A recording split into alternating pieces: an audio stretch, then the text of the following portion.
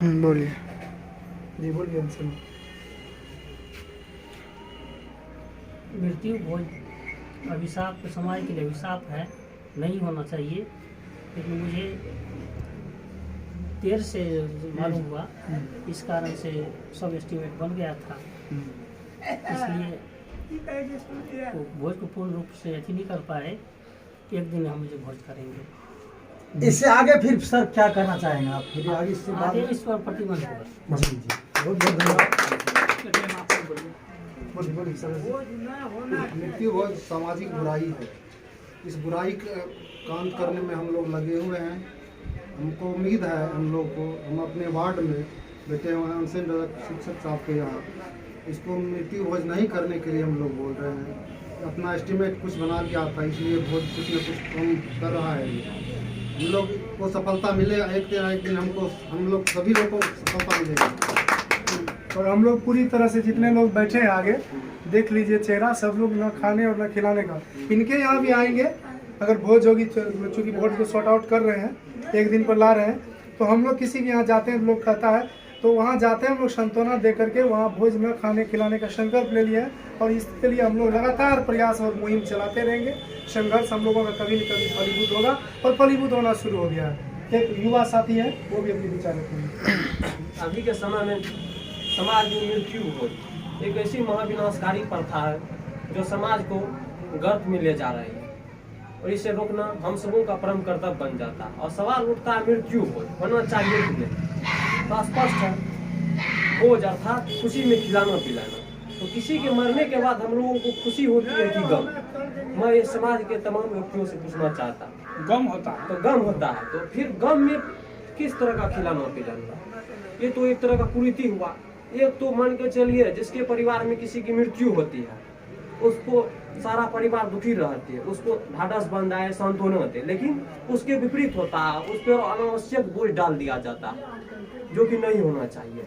यदि ये होता रहे फिर हम में मानवता कहाँ रही? सांत्वना देने के बजाय उसको हम अनावश्यक बोझ के नीचे धकेल देते हैं। और जहाँ तक लोग धर्म का हवाला देते हैं, तो मेरी दृष्टिकोण से दुनिया के किसी भी धर्म के किसी भी शास्त्र में, और अभी वर्तमान में हम लोग जो है सनातन धर्म के अंतर्गत अभी यहाँ मृत्यु भोज को रोकने की बात हो रही है।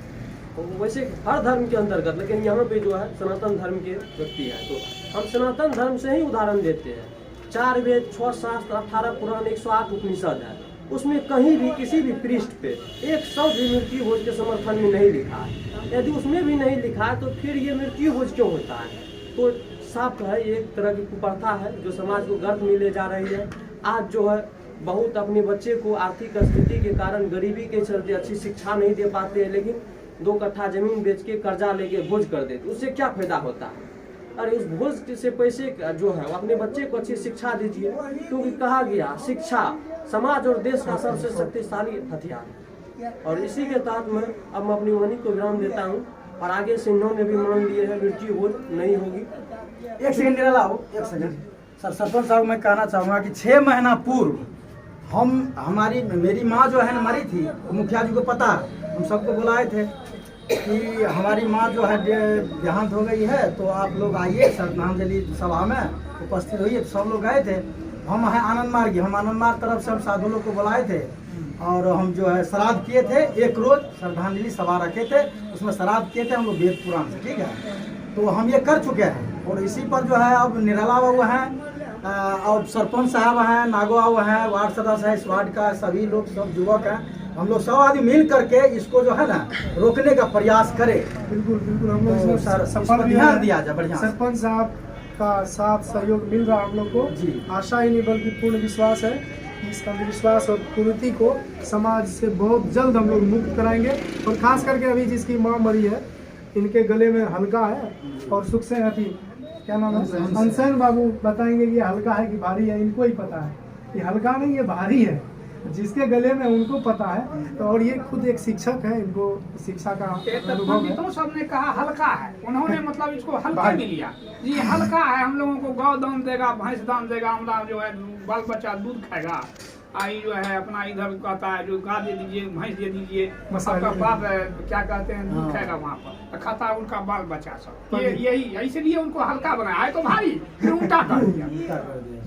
दिमाग से हम लोगों को हाँ अरे जीवित रहते माता पिता की सेवा कीजिए, सबसे बड़ी सेवा तो वो है। हम लोगों ने सामूहिक तौर पर यहाँ पर मृत्यु भोज जो सॉर्ट आउट होगा, 3 दिन का बड़ा प्लानिंग था, तो उसको हमारे हम लोगों के रिक्वेस्ट पर, संतोष जी के रिक्वेस्ट पर, रविंदर और रिस्पेक्ट पर, और आदरणीय लागू बाबू, तमाम लोगों के रिक्वेस्ट पर आदरणीय शिक्षक हंसेन बाबू ने इस मृत्यु भोज पर सॉर्ट आउट करने के लिए हम लोगों को कहा है, और आगे इस मुहिम में हम लोगों के साथ खड़ा रहने का संकल्प क्या मतलब साहब? इस कार्यक्रम में इस जो विचारधारा है बाबा साहब का, इस विचारधारा से सहमत है ना? बिल्कुल समाज के लिए सही है ना?